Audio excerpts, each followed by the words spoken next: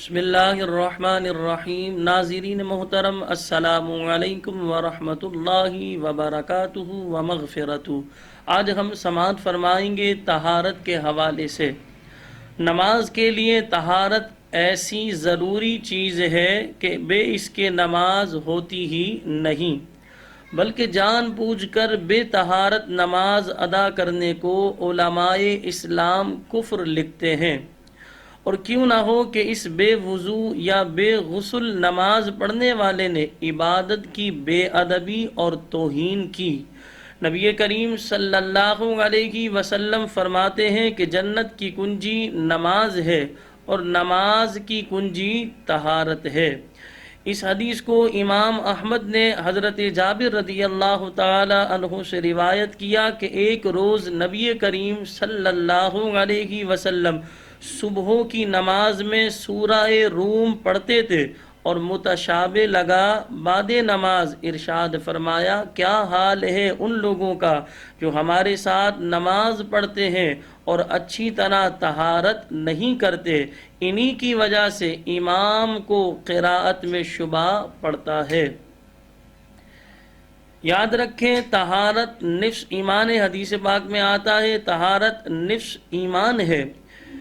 یہ بھی یاد رکھیں، علماء اسلام ارشاد فرماتے ہیں صغرا اور کبرا کے حوالے سے، یعنی طہارت صغرا اور طہارت کبرا۔ وضو کو علماء اسلام طہارت صغرا یعنی چھوٹی طہارت قرار دیتے ہیں، اور غسل کو طہارت کبرا یعنی بڑی طہارت قرار دیتے ہیں۔ اسی طرح علماء اسلام ارشاد فرماتے ہیں جن چیزوں سے وضو لازم آتا ہے ان کو حدث اصغر کہتے ہیں، یعنی وہ چیزیں جن سے وضو لازم آتا ہے، وضو ٹوٹ جائے گا، انہیں حدث اصغر کہتے ہیں، اور جن چیزوں سے غسل فرض ہوتا ہے ان کو حدث اکبر کہتے ہیں۔